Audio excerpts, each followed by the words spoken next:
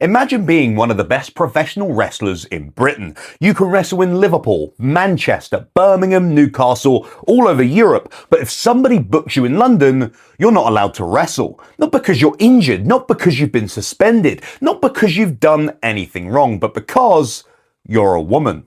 For decades, that was effectively the reality for female professional wrestlers in Britain's capital, and getting that changed required wrestlers taking on politicians, an employment discrimination case, a protest record, a promoter who refused to let the subject disappear, and eventually one of the most historic wrestling matches ever staged at the Royal Albert Hall. Hello everyone, I'm Josh Faulkner, the wrestling comedian. Before we get into this, make sure you drop this video a like and subscribe to the channel. This is the story of how women's wrestling was banned in London and the wrestlers and promoters who fought to bring it back. Women's wrestling in Britain wasn't something invented in the 1980s. It goes back much further than that. Women had appeared in professional wrestling and wrestling-style attractions during the early 20th century, including in fairgrounds, traveling shows, and other forms of popular entertainment. And by the 1930s, professional wrestling itself had become enormously popular in London, but wrestling was also getting increasingly wild. Weapons, brawls, promoters pushing the spectacle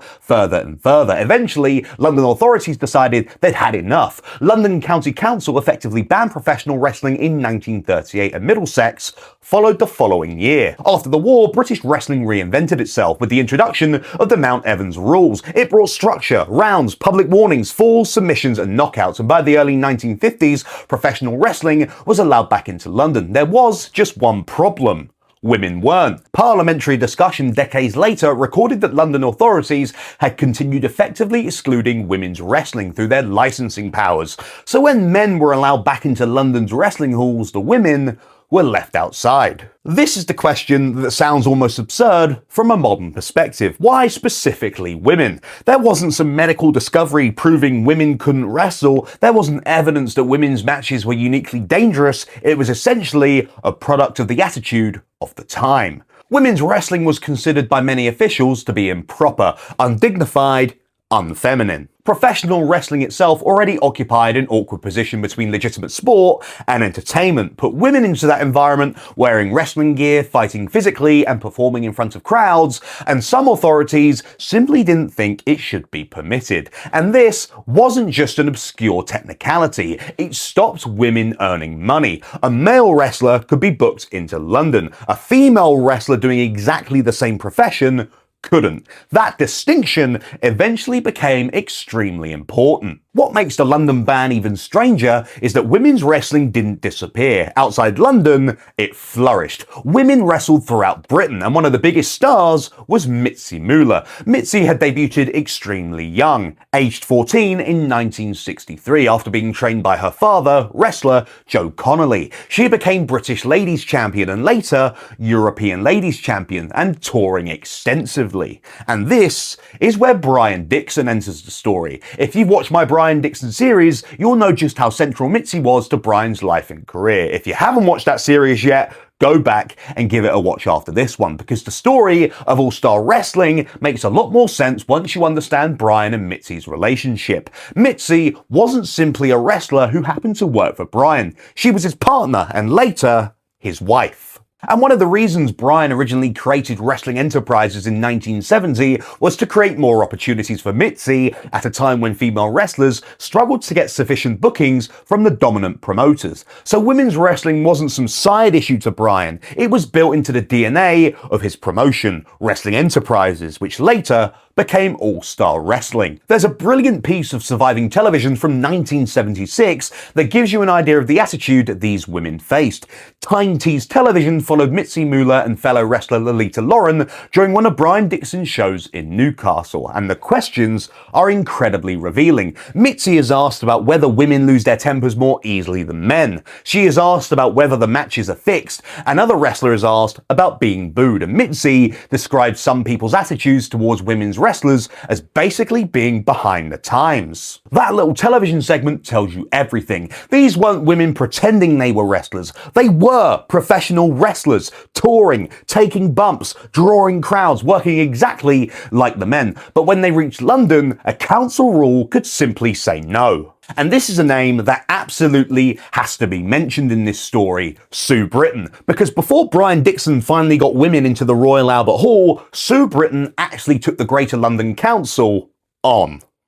The British Wrestling Alliance featured female wrestling prominently, and Sue was its ladies' champion. Promoter Al Hollenby wanted to use her on his London shows, but he couldn't. The council wouldn't allow it. So Hollenby effectively put it in writing. He wanted to employ Sue, but London's regulations prevented him from doing it because she was a woman. That letter became evidence. Sue complained to the Equal Opportunities Commission, and suddenly this wasn't merely an argument about professional wrestling, it was about employment discrimination. This is the part that feels astonishing now. The Equal Opportunities Commission approached the Greater London Council and asked it to drop the restriction. The council actually voted on it. On the 14th of February 1978, the GLC voted 36 to 29 to keep the ban. Think about that. This wasn't some dusty rule everybody had forgotten existed. Officials were actively being asked whether women should be permitted to wrestle professionally, and a majority said no. So Sue Britton kept fighting.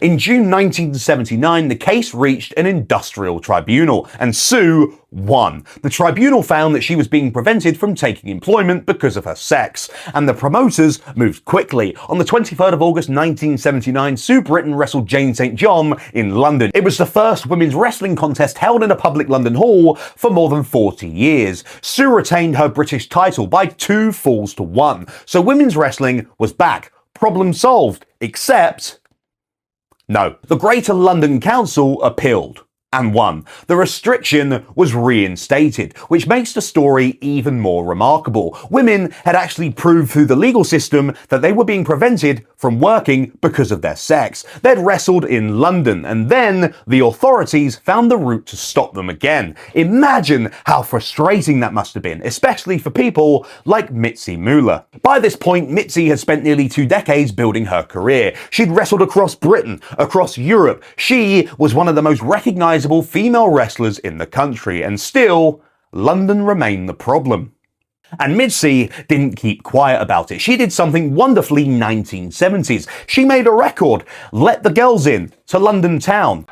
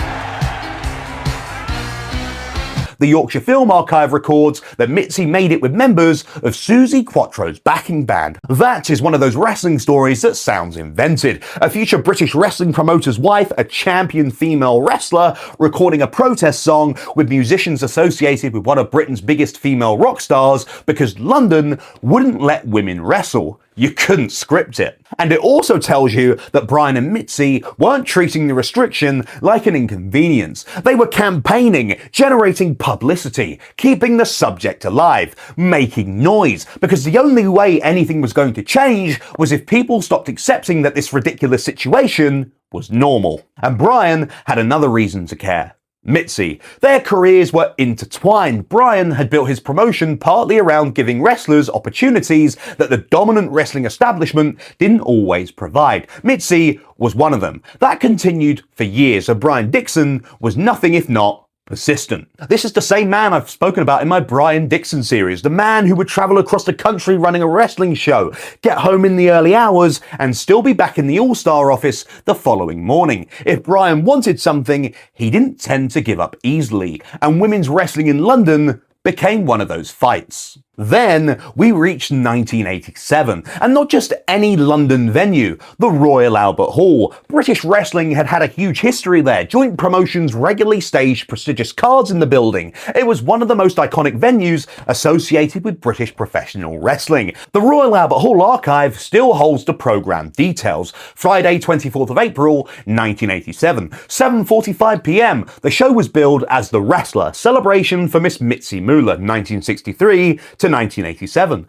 And look at this card. Johnny Saint versus Keith Hayward, Kendo Nagasaki and Mighty John Quinn against Neil Sands and Dave Taylor, Fuji Yamada, the future Jushin Thunder Liger, against Chick Cullen, Tony Sinclair against Dave Finlay, and amongst all of that, history. Mitzi Muller and Rusty Blair against Klondike Kate and Nikki Monroe, women wrestling at the Royal Albert Hall. And every woman in that match deserves to be remembered. Mitzi Muller, already a veteran of more than 2 decades, one of the defining names in British women's wrestling. Rusty Blair, a hugely experienced wrestler in her own right and the woman trusted to stand beside Mitzi on that historic night. Klondike Kate, one of the most recognisable female wrestlers Britain ever produced. Big personality, big presence, a wrestler who would continue appearing in British wrestling for years afterwards. And Nikki Monroe, another major name from the women's circuit who would later hold the British Women's Championship. Mitzi and Rusty won, but the actual result wasn't the point. The fact that the match was happening in that building was the victory. And for Mitzi, it meant even more because this was her farewell. The Royal Albert Hall archive specifically records the event as Mitzi's final competition after she announced her retirement. 24 years after beginning her career, she finished it in one of Britain's most prestigious venues. The same capital that had spent decades excluding women's wrestlers. That's almost too perfect. The city that hadn't wanted women's wrestling was where one of women's wrestling's greatest British pioneers finally took her bow. And her husband was the promoter who put the show together. And I think it's really important not to tell this as though Brian Dixon single-handedly got women's wrestling legalised, because he didn't. Sue Britton had fought the council years earlier. Promoters like Al Hollenby had challenged the restrictions. Female wrestlers all over Britain had continued performing while London excluded them. Brian and Mitzi were another crucial part of a much longer battle, and that's actually a better story, because change didn't happen suddenly because one person convinced somebody at the council. It happened because women kept wrestling, promoters kept booking them, people kept challenging the logic of the ban, and eventually the position became impossible to defend. And 1987 wasn't the end, it was part of a lineage. Mitzi Muller, Sue Britton, Hellcat Haggerty, Rusty Blair, Klondike Kate, Nikki Monroe, Tracy Kemp, Princess Paula, and so many more. And a quick correction worth making because the names from this era can get confused. Hellcat Haggerty was the ring name used by Chrissy Thompson, who had earlier been associated with the original Klondike Kate persona before Jane Porter made the Klondike Kate name famous in the following generation. Women like Tracy Kemp and Nikki Monroe continued appearing on British and Welsh wrestling programs into the late 1980s and beyond. Surviving S4C records include Tracy Kemp and women's tag matches involving Klondike Kate, Princess Paula, and Nikki Monroe. The generation didn't disappear when Mitzi retired. They kept wrestling, and they kept creating space for whoever came next. And this is where the story becomes quite remarkable, because compared 1938 to today, at one point, London wouldn't allow female wrestlers onto licensed professional wrestling shows. Now, Britain has promotions built specifically around women's wrestling. The most obvious example is Pro Wrestling Eve. Founded in 2010 by Dan and Emily Reed, Eve was created specifically to showcase women's professional wrestling and developed its own feminist, punk-inspired identity. In March 2016, Eve staged what is recorded as London's first all-women professional wrestling event. Think about that contrast. A city that once legally prevented women from wrestling eventually hosted an entire wrestling promotion built around women. And one of Eve's first Hall of Fame inductees, Klondike Kate, one of the women who had been standing opposite Mitzi Muller in that Royal Albert Hall ring in 1987. That's history, coming full circle. Today, a British female wrestler can theoretically look at WWE, AEW, TNA, Japan, Europe, or the British independents and see a pathway. We've seen generations including Saraya, Nikki Cross, Piper Niven, Isla Dawn, Jamie Hayter, and countless others take British wrestling experience onto international stages. That doesn't mean today's women's scene exists solely because of one match in 1987. History never works that neatly. But there is a line, and the beginning of that line are the women who wrestled at a time when merely getting permission to step into a ring could be a battle.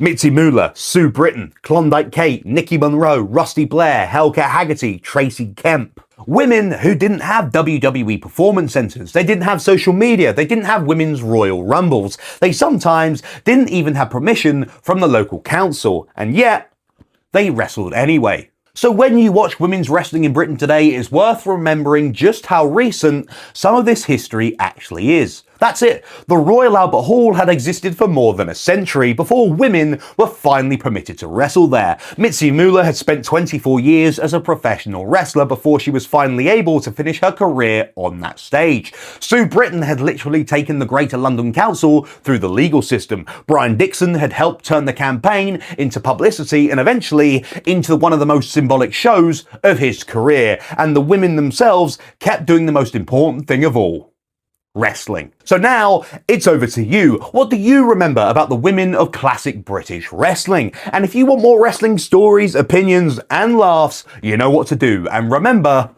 I'll see you on the next one.